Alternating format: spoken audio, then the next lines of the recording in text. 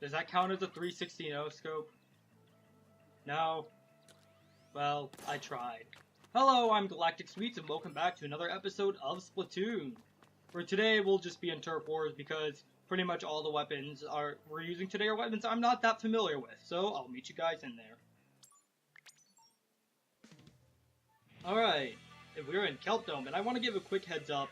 Allergy season has just hit where I live, and it's been getting me pretty bad, so if I suddenly sneeze or just sniffle during this recording, now you know why.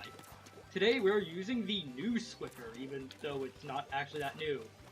You know, it's like when they call something new because it sounds great, but then it's only really new for that short period of time. Looking at you, Nintendo, with your new 3DS. Yes, it is the Swiffer, but with a new sub we haven't actually seen before, the Ink Mine. And just like the previous Swiffer, I am terrible with this, so if you're looking for ideal gameplay of it, this is not the place to go. Ink Mine is just a mine in the ground, it'll explode when someone goes over it. However,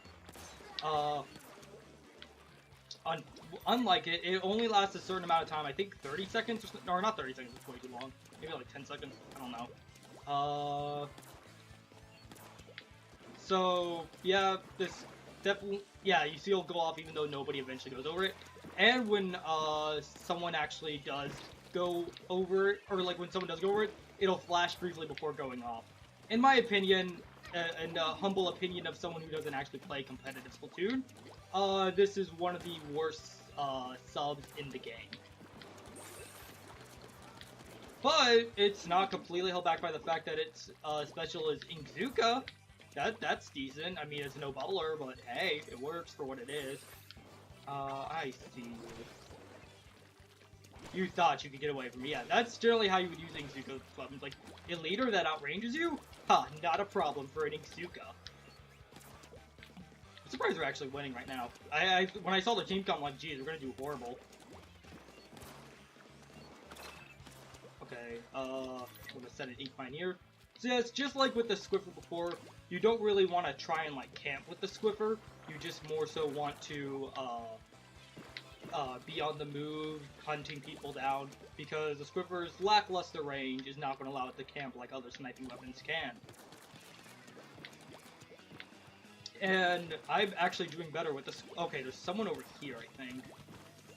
But tips like such as peeking around corners still apply for the Swiffer.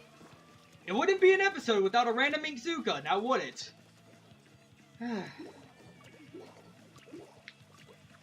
I like how the guy was saying come on and none of us were actually alive. Alright. Gonna go ahead and cover this area. I do generally like weapons that cover ink in like straight lines like this. I don't think a lot of people consider them like good at turfing, but they work for me. I guess because like it feels like you can turf in a more orderly fashion. Oh right, I forgot for a second. I thought I had a bomb. Aha! You thought you could get. Oh wait, I thought that was someone. I thought that was someone on the enemy team for a second, but then I saw the name. I'm like, oh wait, no. If we could see the name, that means them. Well, I hope that was a decent showcase of the Swiffer because I am usually terrible at it. But hey, we actually won a match. So I will see you guys in the next match. Well, of course, after I show the results, because I feel like that's important too. Hey, I didn't die more than I killed. Hooray! That's an accomplishment in my book. Alright, and we're here at a brand new map, Piranha Pit. I love this map. This is one of my favorite maps. It's one of the largest maps, area-wise. So, if you need a lot of ink, or if you need to get a lot of points to Turf Wars, this is a great map to do it on. I am using the Ink Brush Nouveau. It's the ink brush, but instead of... Alright, there we go. Nope. But instead of actually being... instead of focusing more on turfing, it tries to focus more on support. Its sub is the Ink Mine. Hello. I see you. And its special is the Bubbler, allowing it to take on situations it couldn't. It's why I have a lot of special charge up and special duration up. So yes, I generally don't like the Ink Brush Nouveau so much. It's definitely geared towards more support. It's like the Ink Brush that tries to be a bit more, not just support-oriented, but also, like, a bit more combat-oriented in the case that it has, like, ways to sort of trip up the opponent. I'm coming for you! Aha! That is really fun to just go through people's ink and do that. In fact, we're just going to go down here because we can. Come over here. Wouldn't be surprised if someone came down this way soon. Especially since I had a marker on me. But I'll keep inking what I can. Hey, we are doing... Did someone drop out on their team? I hope no one dropped out on their team. That would make me feel really bad, because that's no way to win a match. Oh wait, nope, they're all here. Okay. Unless one of them just would bag into death. Aha! That killed... Seriously? Okay. Now where was I? With the Ink Brush Nouveau, unlike its vanilla counterpart, it focuses more on sort of deceiving the opponent, setting traps, than actually just straight up turping, which is pretty much what come back here, I'm looking at you. Which is what the original was really good at, because it literally everything was towards inking. Like everything. Oh, dang it, I didn't hit my bubble in time. Thank you. Thank you. Yeah. I love when they booyah back, or it wasn't the same person, but you know, it's awesome when you like booyah and you get a booyah back. So yes, I should probably also talk about the map we're on. This is Piranha Pit, one of my personal favorite maps. I haven't actually played this in every mode. Turf War is one of the big modes I played it in. Hello, and goodbye. Yep, sorry for going silent there for a second, but it is fun to chase after people. In fact, this is going a lot better than I thought it would be. Hello. Come back. Come here, you. Come here. Oh, you super jumped out, you fool. Words I'm not gonna say. Hello. Alright, we got the person. Let's go this way. Oh, we're doing a lot better than I thought. We're actually getting killed, going around. Like, this is why I don't take this in the rank, because if I took this weapon in the rank, I would be destroying half a second. Like, not even a full second. We're just going to turf more, and done. Piranha Pit's big gimmick is these, rotating conveyor belts. And if you're worried about, like, inking the conveyor belt, but it's on the underside so you don't see it at the end of the match, it's not kind of towards your point total, the opposite side will mirror whatever it is, so basically, whatever you ink will count towards the end count total. And I'm going to guess that level 6 is a Smurf. 10-1 Sniper, that's level 6. Sounds like a sniping Smurf to me. And we're on Piranha Pit again. I'll definitely take this stage. I love this map. Though I feel like Piranha Pit can get a bit, campy sometimes. So, what strange artifact am I holding? This is the Luna Blaster. Probably one of the most hated weapons in all of Splatoon. Though, you're not really going to see why until we get to its ult. The Luna Blaster is one of the shortest range anythings in the game. It's a fast blaster with pitiful range. I believe it's pretty much down there with the Ink Brush. I don't know which exactly shorter range or longer range. I'm not the person to ask. It trades that for really good killing power. A long time ago, before this weapon was nerfed, those shots you saw me getting that didn't kill in one hit would have killed in one hit. So you can imagine why a lot of people hated this weapon. It's kind of like the same situation with the rollers where they basically made it so in order to get kills you needed to be more accurate, you need to hit in the center. But it doesn't change the fact that's why they were stopped. And just after I was said before that, how Ink Mine's not that great of a sub. Ah, Karma at its finest. Yes, it's sub. Speaking of Ink Mine's, the sub for the blaster, the Luna Blaster is the Ink Mine. Yeah, that's a third one in a row.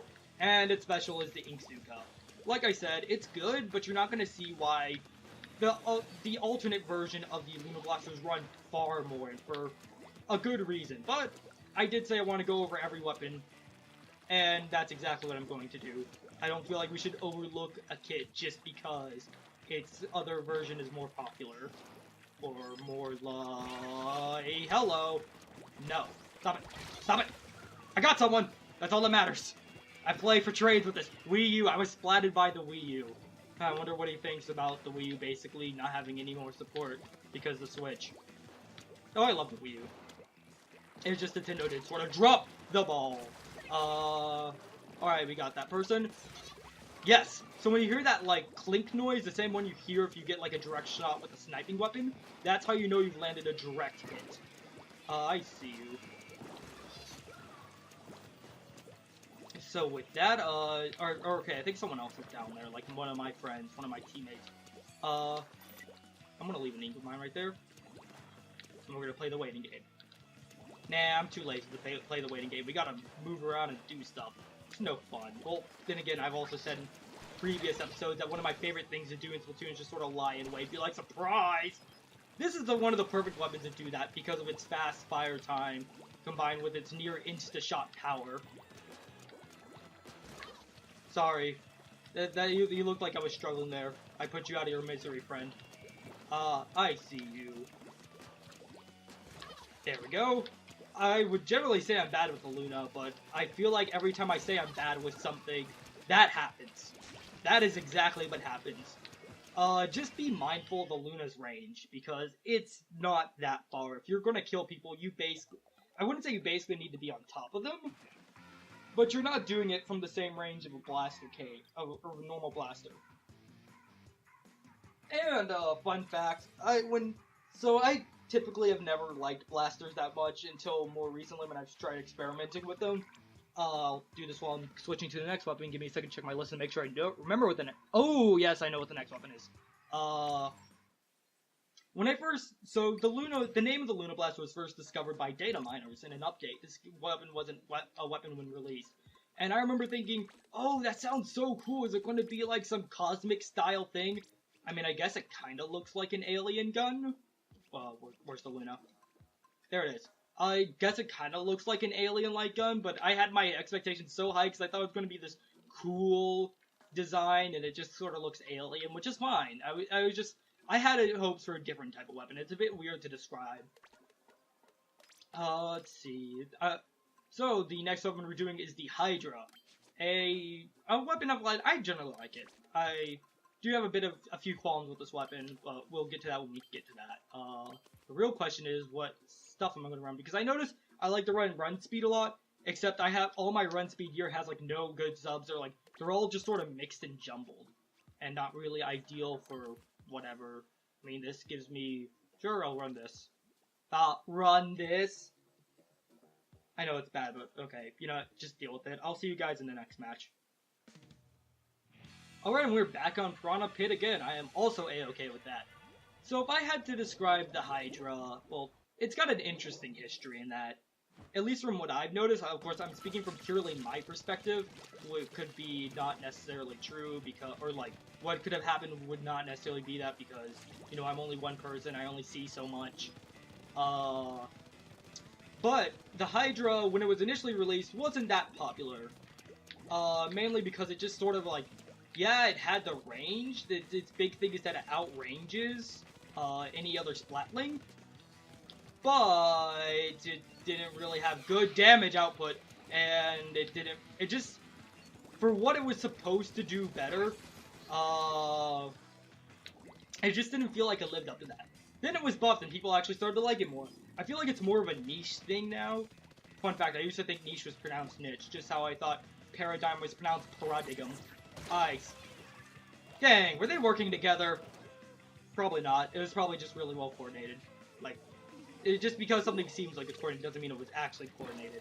But still, that looked like it could have been coordinated. Not to say I'm calling them out on anything. So yes, and I like the Hydra. I definitely have trouble playing with it. It's not an easy weapon for me to play. It's not a weapon I think you think with how the fact that I love like the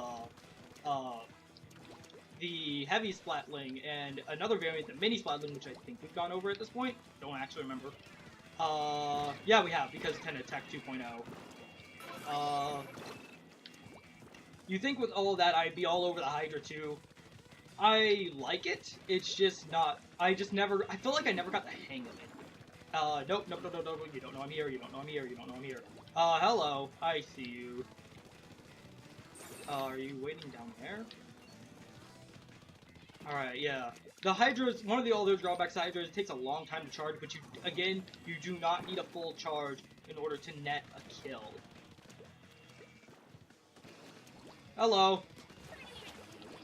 Yeah. I was gonna wait specifically until...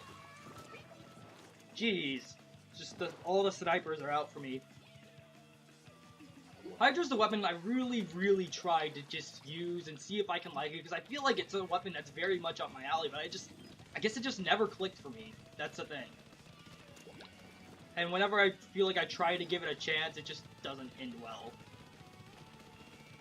Hi, yes, and I am Dylan, person alive on my team right now. This is not looking good for us. Aha, you shall never get me alive! I have the range to outrange all of you except the Eliter, but that's okay, because the Eliter isn't coming anywhere near me. I believe the Splat Charger also has more range, but don't quote me on that. Let's see. Can I at least get revenge on the leader? Yes. Alright, I'm happy. I don't even care that we lost. I got revenge. That's all that matters.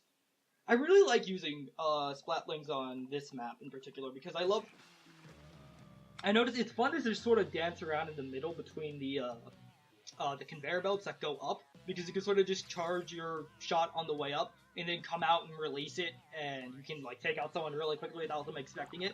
You can do the same with chargers as well. And so I think Piranha Pit is a good map for of course, I can't speak from a competitive standpoint because I don't play competitive. I'm pretty sure I've said that 10 times this episode. This is a bit on the short side, so I'm going to throw in one more match. And we're going to go to the Vanilla Squiffer because I never felt like I got a proper chance to show it more. And we're on Piranha Pit again, but this time we're on the opposite side. I don't know if we actually started on this side before. So yes, I know I've said I'm not the place to show good Squiffer stuff, but I feel like I should give it a chance because I really want this series to at least highlight every weapon and show that every weapon to some extent, except the custom Splattershot Junior, is worth playing. I missed! You don't know I'm here. Did this person just run away from me? I mean, hey, it works for me. Hello. Yes, that's right. Run! Fear the Squiffer! Fear my mad Squiffer skills! I feel like it's being led into a trap, but...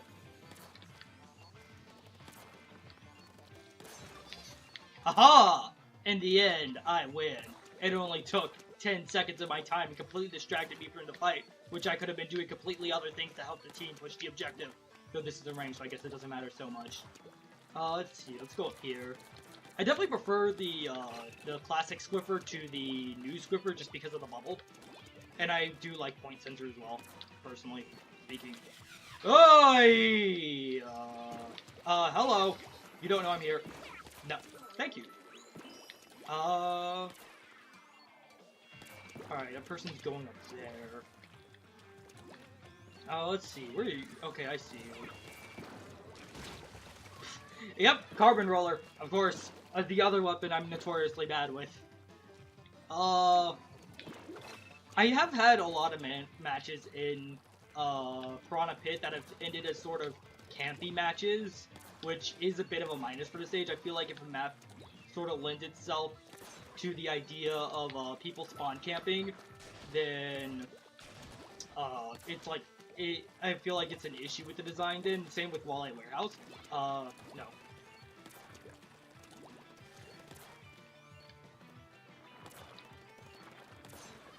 Alright, I got you. Where's the last? Okay, you're over here. Aha! I thought he fell off the map for a second. Okay, I'm gonna guess saying come on because there are people over there. Hello. Aha, you thought you could get me.